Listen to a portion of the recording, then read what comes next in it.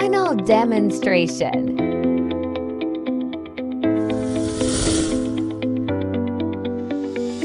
Everyone. Good morning, ma'am. Thank you.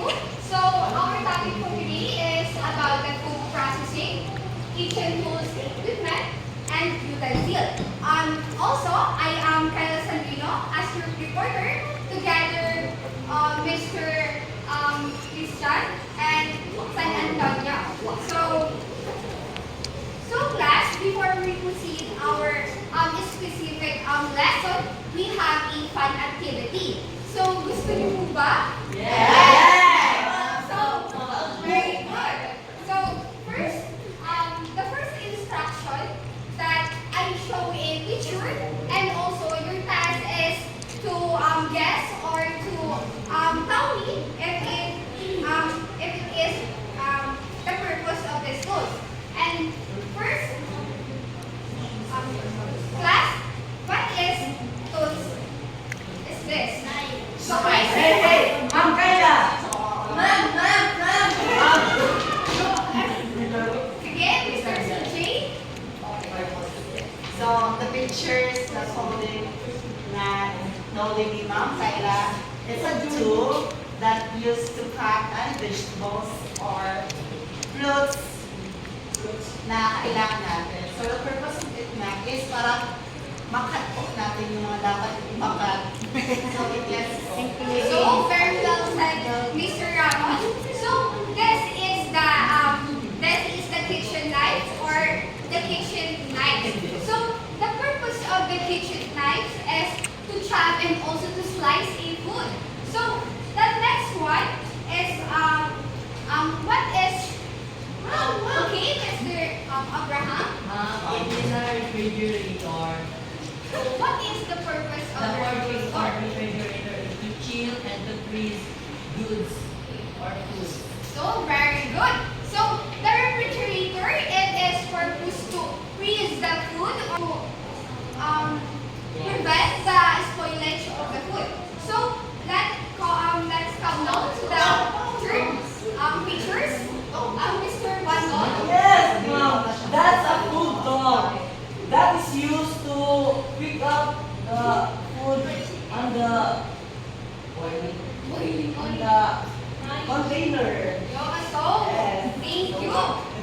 So, this is the food dog. So, this food dog is used to, ginagamit po natin ito kapag food is very mainit. Ito po yung ginagamit natin. So, the fourth one, picture, who wants to answer po? So, Mr. Bonnie, you want to answer this?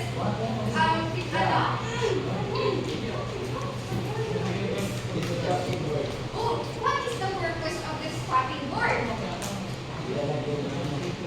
Yes, tama. Oh, tama. Very good. This chopping board is to, ginagamit po ito to slice a food po. And also the last one is what is this, class? Who wants to participate? Miss Bea, Joy? Yes, tama. Yes, tama. Which is, ito po ay kitchen sword. So, very good class. I would encourage you all to clap your hands. Activities. So, this examples of the kitchen tools and equipment and also utensils. These are the examples. So, on how to understand the specific uses of this tools. So, let's come now to the proper lesson. Let's come now to the food processing kitchen and utensils. So, the main objective of this lesson, the end of the lesson, the learner should be able to first identify the learning common kitchen tools, equipment, and utensils in food processing. And the second one is describe the specific purpose of each tool, equipment, and utensils in food processing. So we'll start the kitchen tools. On the kitchen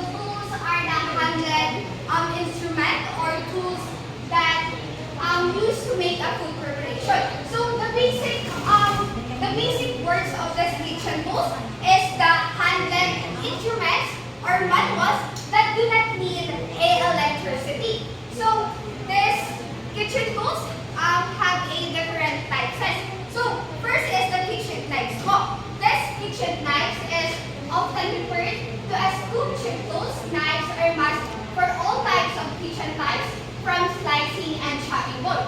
Siyempre, sa bahay nyo, wala naman, siyempre sa bahay nyo, may kitchen tools naman kayo, di ba?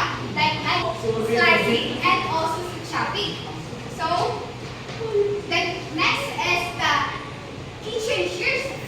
Anyway, I have a question. So, Mr. CJ, what is the difference of kitchen shears and the regular scissor? So, let's stand up, Mr. CJ.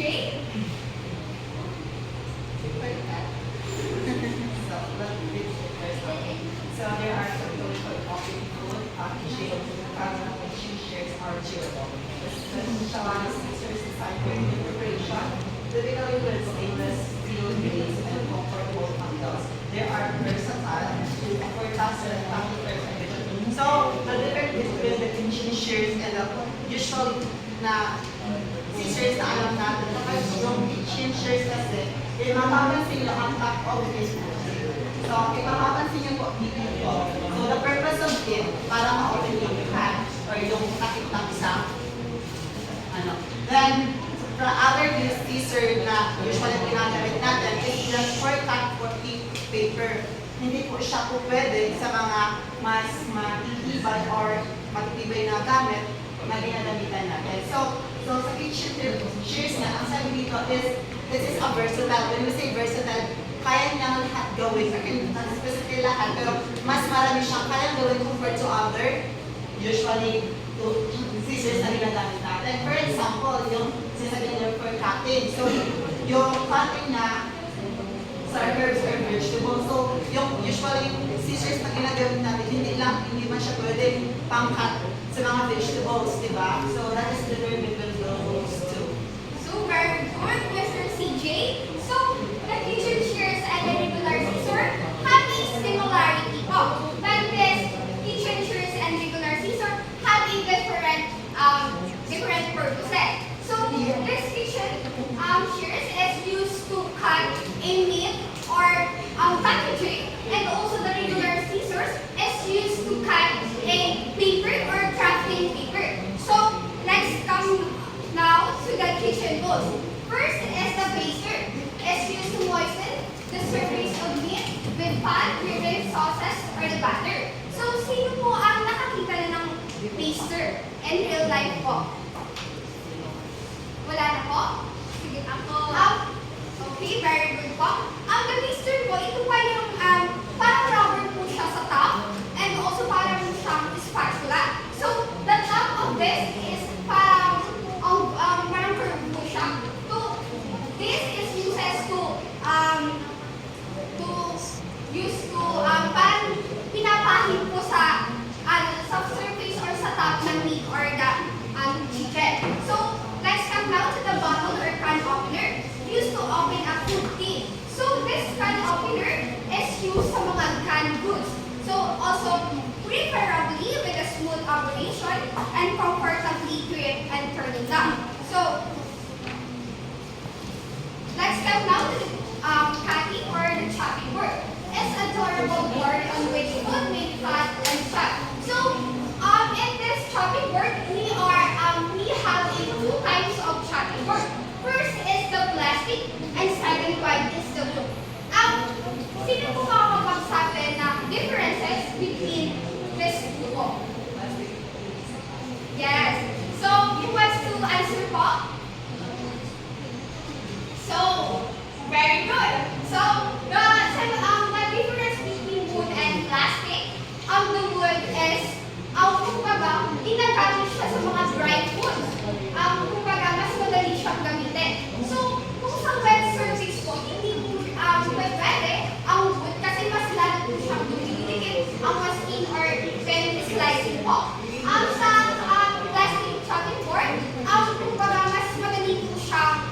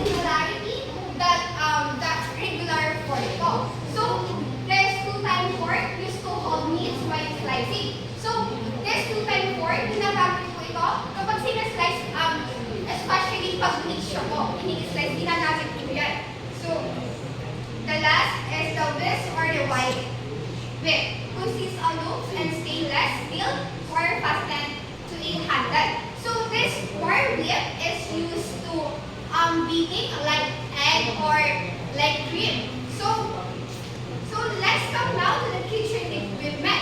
So let me call on Mr. San Antonio to please read the definition of kitchen equipment.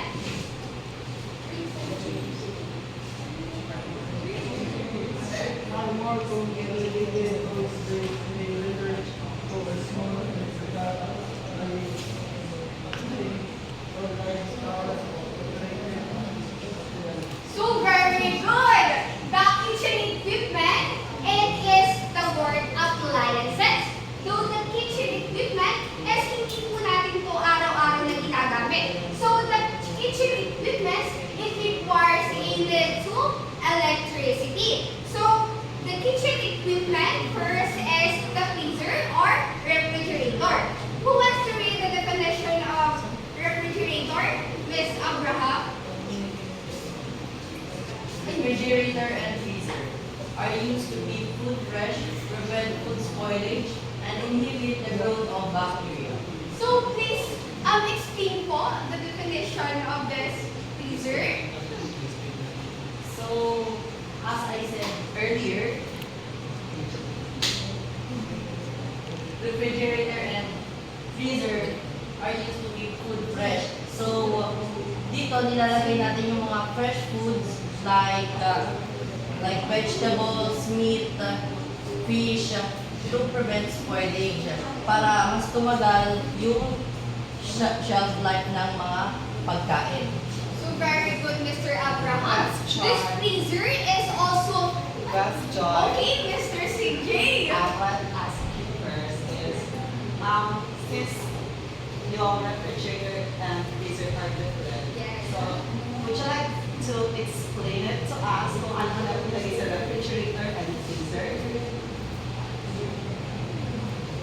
So the refrigerator, for me, the refrigerator, nilalagay po dito yung mga vegetables or etc. Sa freezer po, ito po yung mga meat or fish na dapat hindi po masira. So, as our lesson, the microbial growth po. So next is the oven. So, this is the thermally insulated chamber used for baking and cooking. It can be electric oven, gas, and microwave oven. So, Mr. Ramos, do you have any question? So,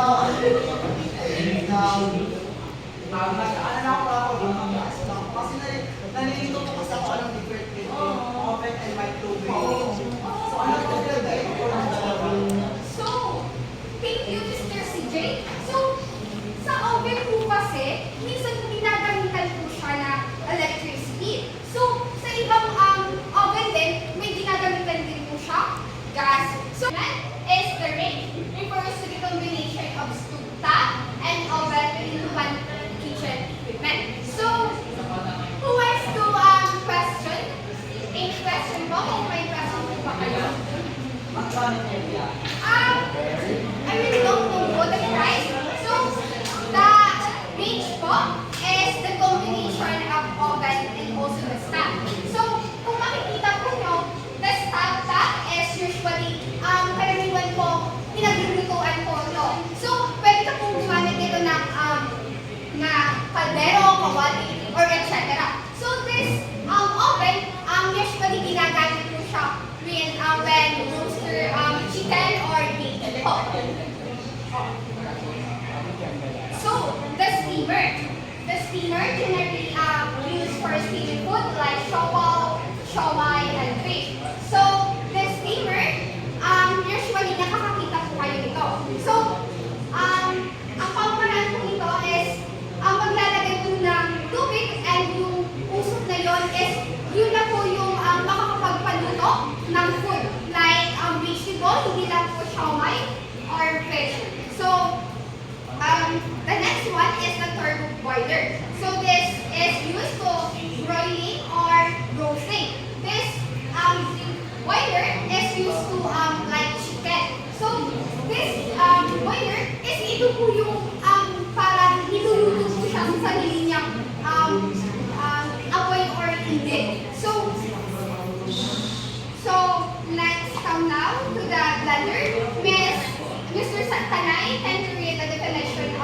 blender? Blender.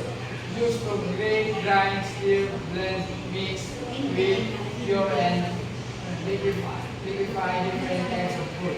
So thank you. The blender is used to grate. So this blender is used to cure the food to become liquid. So hindi po mahirapan, especially sabi nga po ni Ma'am Dayan, ang blender is usually ginagamit po siya doon sa mga nahihirapan na pumumuya or etc.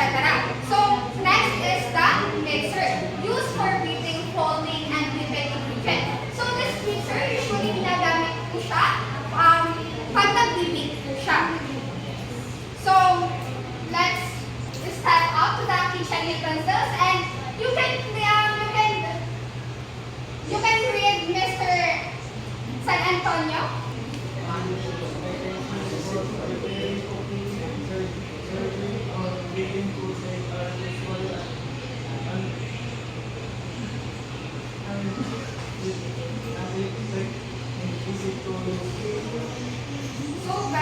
So thank you, Mr. San Antonio. The kitchen utensils is the small. This is the small types of utensils that used to preparing or cooking and also to serving in food. The first is the ladle, not ladle. So this ladle is a large long-handled spoon that mainly used for sipping a liquid. So this ladle is ang ginagamit po natin ito kapag nagtatransfer tayo ng mga salt, ng mga etc. Para hindi maiwasan po yung mga pag-spilling po. So, next is the mixing bowl. So, please read Mr. Tanay. Mixing bowl. A mixing bowl is a deep, large kitchen bowl used for combining ingredients, typically made from glass, ceramic, stainless steel, or plastic. So, next is the measuring tools. So, please read Mr. Ramos. This measuring cups. Measuring cups. Use to measure and dry ingredients. So, for you, what is measuring cups? To measure what the ingredients. No. Para mo measure natin yung exact amount na kailangan.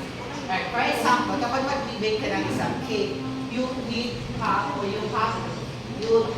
measuring cups. For example, kapag nalagay ka ng sugars or flour, dapat kailangan ma-measure yung mga amounts or yung ma-measure kung ilang grams ang kailangan mo so that yung result ng yung ginagawa is maganda. Kasi kung hindi ka mag-measure ng mga ingredients, wet or dry, it could be result in bad effects po kapag nag-bake ka.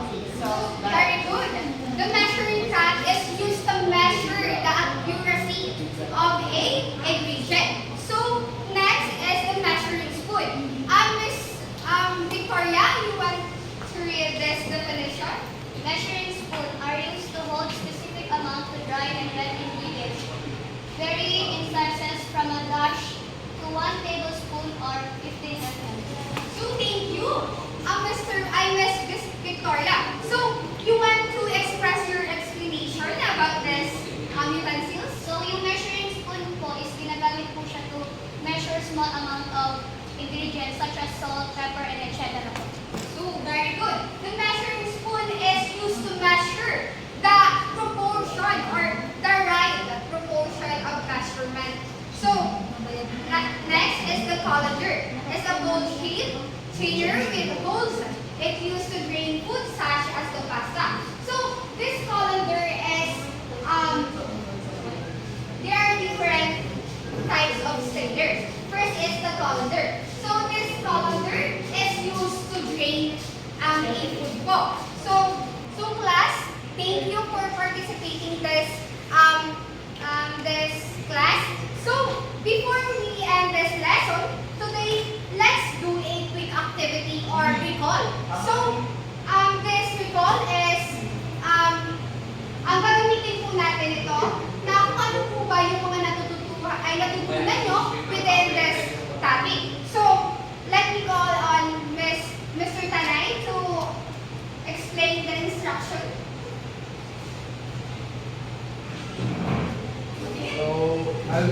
short description in your task is you raise your hand if you know the answer. Okay.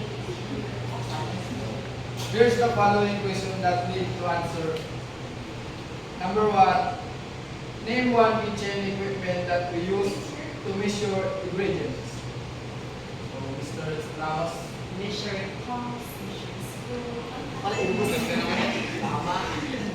So, number 2, which equipment help us cook food faster using steam or heat? Steam. Will you please repeat the question? Which equipment helps us cook food faster using steam or heat? I miss sunset. Steamer. Ano nga? Steamer daw. Tama. Ay, next. Number 3, can anyone show or tell me a tools used for cutting or chopping? Mr. Robles.